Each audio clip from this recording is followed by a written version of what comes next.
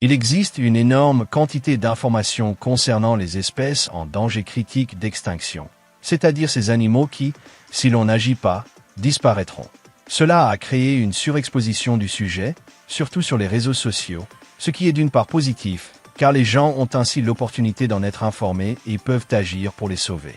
Mais en même temps, cela a conduit à ce que beaucoup de fausses informations ou des vérités partielles soient les plus diffusées par ces moyens, ajouté au problème que de nombreux individus exposés à ces sujets, que ce soit par ignorance ou par paresse, ne creusent pas davantage et les croient comme une vérité absolue à partir d'une fausse nouvelle. Cela arrive dans tous les sujets possibles, depuis la mort supposée d'un artiste célèbre jusqu'à croire qu'un supplément ou un aliment peut guérir le cancer. En ce qui concerne cette chaîne, le sujet du rhinocéros est quelque peu compliqué, car même s'il est sur le point de disparaître, beaucoup de gens pensent qu'une espèce de ce mammifère est déjà éteinte, ce qui n'est pas complètement vrai. Il est donc nécessaire de parler et de réfléchir sur le rhinocéros noir. Ce mégavertébré terrestre vit sur le continent africain, dans une vaste étendue couvrant plusieurs pays, incluant le Botswana, le Kenya, le Malawi, le Mozambique, la Namibie, l'Afrique du Sud, l'Eswatini, la Tanzanie, la Zambie et le Zimbabwe. On le trouve dans différents habitats allant des savanes au désert, tant tropicaux que subtropicaux, surtout dans les endroits où les prairies et les forêts commencent à se mélanger, se tenant généralement à pas plus de 25 km de points d'eau. Chaque groupe varie son territoire, et l'on dit que plus ce territoire est grand, plus les conditions de pâturage sont pauvres en cet endroit. Son nom d'Isro fait allusion à la présence de deux cornes nasales, une condition présente chez les membres de la famille des rhinocérotidae vivant en Afrique. Pour cette espèce, on décrit de 4 à 8 sous-espèces. Cette disparité dépend des auteurs et des institutions internationales. Ils sont considérés comme faisant partie de la mégafaune actuelle de la planète. Au garrot, ils atteignent une hauteur d'1,40 m à 1,80 m et une longueur de 3 à 3,37 m, avec une queue qui atteint environ 70 cm et un poids de 8 cents à 1400 kg. Leur couleur varie selon la sous-espèce et la région, allant du brun jaunâtre au brun foncé. En général, ils sont de couleur grise, dépourvus de pelage sur la majeure partie du corps à l'exception des oreilles, qui ont de courtes touffes à leur extrémité. Leurs têtes sont pourvues, comme d'autres spécimens africains, de 2 cornes, une antérieure et une postérieure sur le nez, la frontale étant de plus grande taille, mesurant entre 48 et 128 cm, tandis que la postérieure mesure de 20 à 50 cm. Toutes deux sont composées de kératine et naissent d'une partie osseuse de l'os nasal. Il arrive rarement qu'une troisième se développe. Leur peau est généralement extrêmement épaisse, de 1 cm et demi à 5 cm d'épaisseur, surtout sur la tête, ce qui les aide à ne pas se blesser avec les épines et les branches lorsqu'ils courent.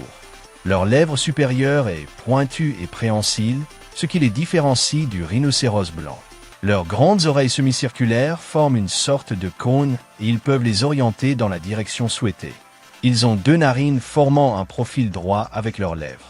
Leurs pieds, typiques d'un ongulé périssodactyle ayant un nombre impair de doigts, sont pourvus de 3 orteils chacun. Leur dimorphisme sexuel est difficile à percevoir, car seuls les mâles ont tendance à être légèrement plus grands, mais les femelles développent une plus grande distance entre leurs cornes. En général, ils sont solitaires et ne se voient en groupe qu'en période de reproduction, mais il existe une exception où 2 femelles sans petits peuvent se réunir. Ce sont des animaux sédentaires sur un territoire qu'ils délimitent par les odeurs de leurs excréments et de leur urine, où ils défèquent et dispersent leurs déchets en les frappant pour marquer leurs limites. Bien qu'ils permettent généralement l'entrée d'autres congénères jusqu'à un certain point et moment, si cela dépasse la limite, ils adopteront normalement une posture d'agression contre le rhinocéros aventureux. Normalement, cette charge n'a pas de conséquences fatales, ce qui est typique des confrontations entre mâles. Pendant la mi-journée, on les voit couchés ou immobiles, tandis que les matins et les soirs, ils prennent le temps de manger, boire et se déplacer. Si la journée est très chaude, on peut les voir se rouler dans la boue pour rester au frais. Ils recherchent aussi des zones salines ou des roches à lécher pour obtenir les nutriments nécessaires que leur alimentation ne fournit pas pour survivre. Il est connu que leur sens de la vue n'est pas très bon, leur permettant de voir jusqu'à 20 ou 30 mètres, tandis que l'ouïe, et surtout l'odorat, est leur sens principal. Outre la communication chimique, ils communiquent par des sons, plus fréquemment entre une mère et son petit. Cette espèce a créé une série de symbioses avec d'autres animaux, surtout les oiseaux que l'on peut voir sur leur dos, nettoyant leur peau des parasites. Mais parfois, comme avec les pique-bœufs, On a observé qu'ils sont plus parasites, les piquant et se nourrissant de leur sang. Lorsqu'ils sont surpris, ils ont tendance à s'enfuir en courant, mais une fois la peur passée, ils se retourneront pour voir ce qui l'a provoqué. Et si c'était un animal, ils l'attaqueront, ce qui inclut les personnes et les véhicules, et ces agressions peuvent être mortelles. Ce sont des animaux herbivores, mais leur système digestif est monogastrique, c'est-à-dire qu'ils n'ont qu'une seule cavité digestive, contrairement aux ruminants. Ils consomment une grande quantité de plantes, de brindilles, d'arbustes ligneux, de petits arbres, de légumineuses et d'herbes, préférant les acacias, et peuvent consommer environ 26 kg de nourriture par jour. Ils cherchent leur nourriture en se déplaçant sur leur territoire, utilisant leurs lèvres supérieures préhensiles pour saisir les herbes et les guider vers l'intérieur, où elles sont broyées par leurs puissantes molaires. Ils utilisent aussi leurs cornes pour casser les branches des arbres à leur hauteur et en manger les feuilles. Ce sont des animaux polygynes, ou pendant la période de reproduction, qui peut arriver à n'importe quel moment de l'année, les mâles courtisent les femelles pour s'accoupler. Pour cela, le mâle suit les femelles pendant 1 à 2 semaines, tout en frottant ses cornes contre le corps de la femelle, passant le plus de temps ensemble. En fait, on peut les voir coucher ensemble pendant leur sommeil. Le mâle fera plusieurs tentatives pour la monter. Si la femelle n'est pas prête, elle le repoussera et l'attaquera, jusqu'à ce que finalement la copulation ait lieu. Après cela, le mâle part vers son territoire ou à la recherche d'une autre femelle. La femelle reste seule ou accompagnée d'un petit plus âgé jusqu'à ce qu'il devienne indépendant. Sa gestation dure 15 mois, donnant naissance à un seul petit, qui pèse à la naissance de 20 à 25 kg. La mère le cachera la première semaine, puis, en marchant, elle est très protectrice et marche devant son bébé. À l'âge d'1 mois, il peut déjà marcher seul mais toujours sous surveillance, et à 4 ou 5 mois, il est capable de boire de l'eau. La mère l'allaitera pendant 18 mois jusqu'au sevrage, mais ce nouveau-né reste avec sa mère pendant 4 ans, où il est normalement contraint de devenir indépendant par l'arrivée d'un frère ou d'une sœur cadet. La maturité sexuelle est atteinte pour les femelles entre 5 et 7 ans, et pour les mâles entre 7 et 8 ans, avec un espacement entre les naissances d'environ 2 à 2 ans et demi. À l'état sauvage, leur durée de vie moyenne est de 30 à 35 ans, et ils n'ont presque pas de prédateurs. Leur principal danger est l'être humain, tandis que les jeunes ou les malades sont recherchés par les lions ou les hyènes. Mais ils ne sont pas sans défense. Ils se défendent en utilisant leur poids et leur force, et lorsqu'ils courent, ils peuvent atteindre 55 km/h, donc recevoir un coup à cette vitesse avec leur corne en avant fait réfléchir les prédateurs qui préfèrent d'autres proies. En captivité, leur durée de vie moyenne dépasse 45 ans, car leurs habitudes et la présence de nourriture leur permettent de bien s'adapter. Leur statut de population les place globalement en danger critique, mais chaque sous-espèce varie, certaines étant vulnérables et d'autres éteintes. C'est là qu'intervient le rhinocéros noir oriental, qui s'est éteint en 2011. Cependant, ils ne se sont pas tous éteints, et il est possible qu'il reste encore quelques spécimens, car ils avaient une vaste répartition.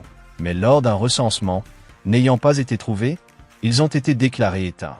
Leurs plus grands problèmes sont leur faible taux de reproduction et la fragmentation de leur habitat, qui compliquent leur alimentation et leur reproduction.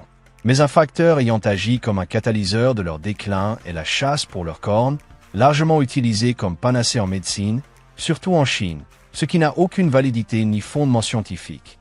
Au contraire, il a été démontré que la kératine n'a pas de fonction médicale prouvée. Ainsi, des mesures ont été prises pour interdire leur chasse et la vente de leurs cornes, conduisant à la création de réserves pour leur protection. Grâce à ces mesures, la population globale de l'espèce, estimée à 2400 à la fin du XXe siècle, est passée à 3100 en 2001, indiquant que leur population augmente peu à peu grâce aux efforts. Il ne faut pas se relâcher, mais cela montre que loin de l'extinction, les mesures portent leurs fruits, même lentement et modestement. En effet, leur rôle est très important, car ils maintiennent la quantité et la taille des pâturages à des niveaux optimaux. Leurs déchets servent d'engrais pour de nombreuses plantes, et pour les êtres humains, surtout ceux vivant à proximité, ils constituent une attraction touristique importante lors des safaris. Pour la science et les institutions visant à protéger la faune sauvage, ils sont devenus un symbole démontrant qu'il est possible de corriger les erreurs du passé. Un animal qui, selon l'ignorance véhiculée sur les réseaux sociaux, est éteint, ce qui n'est pas tout à fait vrai. Personnellement, je n'aime pas ce scénario catastrophiste que beaucoup adoptent, sans voir que de grands efforts sont faits pour que les gens les connaissent et sachent leurs conditions actuelles. Un animal qui est sauvé de l'abîme, même si l'être humain a contribué à sa situation, n'est pas le seul facteur de risque. Voilà ce qu'est le rhinocéros noir. J'espère que la vidéo vous a plu. Si c'est le cas, mettez un like. Si vous connaissez quelqu'un à qui cela pourrait plaire, partagez-la sur vos réseaux sociaux et n'oubliez pas de vous abonner si vous aimez les animaux.